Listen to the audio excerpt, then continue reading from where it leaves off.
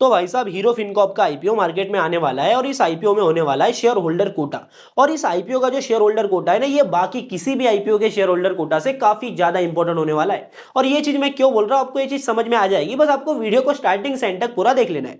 तो ये IPO market में कब तक आ सकता है उसकी भी बात करेंगे, कंपनी की भी बात करेंगे, आईपीओ की पूरी डिटेल A to Z आपको मिल जाएंगी, क्या क्या डेवलपमेंट इस आईपीओ को लेकर चल रही है, सारी चीजें पता चल जाएगी। बस वीडियो को स्टार्टिंग से एंड तक पूरा देख लो। वीडियो काफी छोटा है, वीडियो को अभी तक लाइक नहीं किया तो लाइक के बटन को दबा दो, सीधा अपन वीडियो में चलते हैं। अभी आप ये जो पीछे देख रहे हो ना, ये है हीरो फिनकॉर्प के आईपीओ का DRHP, draft red herring prospectus, जो कि सेबी के पास में फाइल किया जाता है।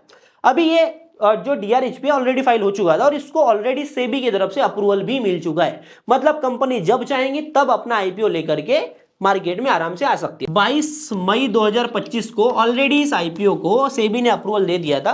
अभी सारा डिपेंड करता है इस कंपनी के ऊपर कि ये आईपीओ कब तक लेकर के आएगी। देखो आईपीओ की थोड़ी डिटेल समझ लेते हैं। जहां पर अपन इसके टोटल इश्यू साइज की बात करें तो 3686 करोड़ रुपए का हमको इशू देखने को मिलेगा। लगभग 3600 करोड़ का हमको इशू देखने को मिल रहा है। बाकी फ्रेश इशू की अपन बात करें तो 2100 करोड़ का यहाँ पर फ्रेश इशू दिखाया जा रहा है, जो कि हमको DRHP में देखने को मिल रहा है। पर यहाँ पर कुछ पैसा इन्होंने प्री आईपीओ भी उठाया था, तो अपन उसको भी समझेंगे। पर अभी के टाइम पर समझ लेते हैं इस आईपीओ में जो ओएफएस होने वाला है ना, वो होगा लगभग 1568 करोड़ रुपए का।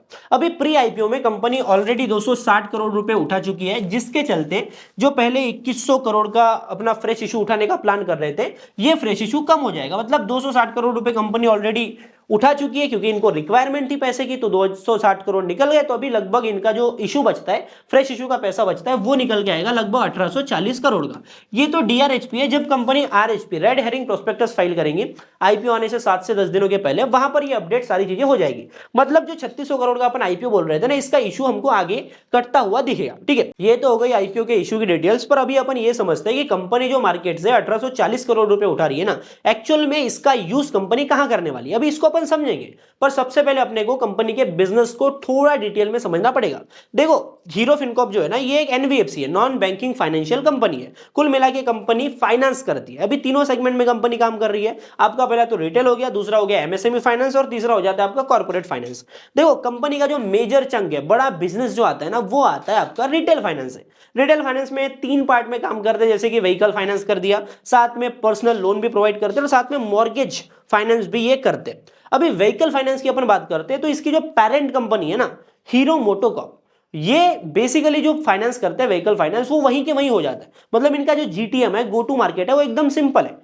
कंपनी खुद ही की एक फाइनेंस कंपनी लेके बैठी है, खुद ही की एक व्हीकल कंपनी भी लेके बैठी है, जिसके चलते गाड़ियां बिकती है। मतलब हीरो मोटोकॉर्प की कोई गाड़ी लेता है तो उसको फाइनेंस कराना है, तो ऑब्वियस सी बात है कि वो हीरो फिनकॉर्प से ही यहाँ पर फाइनेंस अपना करवाएगा। अभी इनका कैटेगरी वाइज अपन डिस्ट्रीब्यूशन देखते हैं ना, तो रिटेल कैटेगरी से इनका लगभग 65% का रेवेन्यू हमको आता हुआ दिखता है। वहीं पर आपका जो MSME फाइनेंस है, यहां पर इनका लगभग 21% का कंट्रीब्यूशन है। और जो बचा हुआ कंट्रीब्यूशन है, जो भी 100 में से जितना भी यहां पे सम आ रहा है, वो हो जाता है आपका कॉर्पोरेट फाइनेंस के थ्रू। देखो कंपनी के AUM मतलब असेट अंडर मैनेजमेंट की बात करें तो इनका asset under management already 50,000 crore के ऊपर जा चुका है। बाकी कंपनी के फाइनेंशियल्स की अपन बात कर लेते हैं तो रेवेन्यू में तो हमको ग्रोथ देखने को मिल रही है, पर कंपनी 2022 में लगभग 200 करोड़ का लॉस कर रही थी। अभी के टाइम पर ये प्रॉफिटेबल कन्वर्ट हो चुके हैं और इनके रिसेंट प्रॉफिट की अपन बात करते हैं तो लगभग इनका जो प्रॉफिट है वो 600 करोड़ के ऊपर ऑलरेडी जा चुका है। अभी कंपनी जो 1840 करोड़ रुपए मार्केट से उठा रही है ना, यहां से बड़ा पैसा कंपनी यूज करेंगे अपने टियर 1 कैपिटल बेस को इंप्रूव करने के लिए,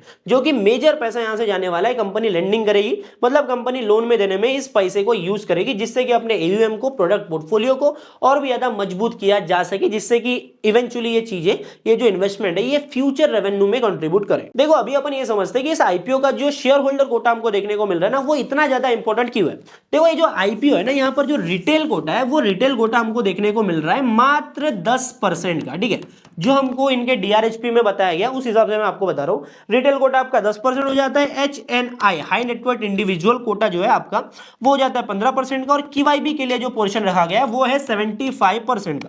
देखो जो मेरे वीडियोस को ऑलरेडी देख रहे हैं ना, उनको ये चीज समझ में आ रही होगी कि मैं ये क्यों बोल रहा हूं कि ये जो शेयर होल्डर कोटा है काफी ज्यादा इंपॉर्टेंट है। क्योंकि पहला जो है लॉजिकल है, कॉमन सेंस है कि यहाँ पर रिटेल कोटा होता है तो रिटेल में यहाँ पर अलॉटमेंट नहीं मिलेगा, ये तो एक बात है। पर इससे बड़ी बात यह है QIB के पोर्शन की। देखो QIB का पोर्शन ज्यादा मतलब एंकर इन्वेस्टर्स का पोर्शन ज्यादा, एंकर इन्वेस्टर्स का पोर्शन ज्यादा मतलब शेयर्स का जो लॉक इन है वो लॉक इन ज्यादा, और लॉक इन होने की वजह से सप्लाई कम होती है, उसके वजह से हमको GMP अच्छा देखने को मिलता है। पहली बात आईपीओ का जो इशू है वो लगभग हमको देखने को मिलेगा 34 100 करोड़ के करीब। देखो 3400 करोड़ का आईपीओ है, कंपनी काफी बड़ी है, कंपनी के अराउंड हाइप काफी ज्यादा बनेगी। अगर जीएमपी आ जाता है तो ऑब्वियस सी बात है कि इस आईपीओ में जीएमपी आता हुआ दिखेगा। अभी किसी आईपीओ में आपका जीएमपी ज्यादा हो गया, ऑलरेडी सप्लाई कम है, और सप्लाई कम होने के बावजूद भी आईपीओ का इशू साइज छोटा होने के बावजूद भी आपका रिटेल कोटा 10% का है, तो रिटेल में तो आपके अलॉटमेंट के चांसेस बन ही नहीं रहे। अभी रिटेल में आपके अलॉटमेंट के चांसेस नहीं बन रहे, साथ में सप्लाई कम है, जीएमपी अच्छा आ गया तो और मुश्किल होने वाली है। तो इसीलिए शेयर होल्डर कोटा काफी ज्यादा इंपॉर्टेंट होता है, और इसीलिए मैं ये चीज पहले आपको वीडियो के स्टार्टिंग में बताया था। ठीक है, अभी आप ये समझो, यहां पर हमको शेयर होल्डर कोटा के साथ में एक चीज ध्यान में रखना है।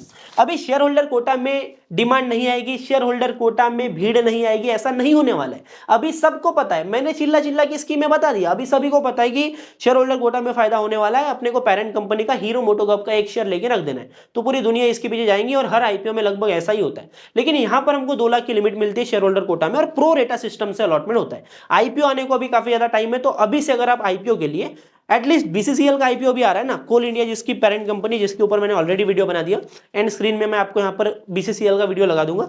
तो पहले तो आप इस आईपीओ के लिए जा सकते हो, और उसके बाद में हीरो फिनकॉर्प का आईपीओ आएगा तो उसके लिए जा सकते हो। तो कुल मिला के आप अगर शेयर होल्डर कोटा का बेनिफिट लेना चाहते हो तो 2 लाख का कैपिटल अरेंज कर लो, और यहां पर 2 लॉट से आपके 13, 14, 15 जितने भी लॉट लगते हैं, मैक्सिमम अंडर 2 लाख रुपीज वो आप लगा सकते हो, जिससे ही आपके अलॉटमेंट के चांसेस मैक्स रहेंगे। ठीक है, मतलब कुल मिला के आप ये समझो कि भाई आपका 10x का और सब्सक्रिप्शन आया रिटेल कोटा में, तो 10 लॉट के ऊपर आपने कितना भी लॉट लगाया तो आपको एटलीस्ट एक मिल जाएगा। लेकिन 10 के नीचे अगर आपने लगाया तो आपके अलॉटमेंट के चांसेस ना के बराबर है। मतलब एक लॉट लगाने वाला 15,000 की एप्लीकेशन लगा तो शेयर होल्डर कोटा से तो ऐसे भी कोई काम की चीज है नहीं। ठीक है, तो शेयर होल्डर कोटा अगर पकड़ना है तो ये इतना इतना जुगाड़ करके रखो, यही चीज मैं आपको बस बताना चाहता हूं।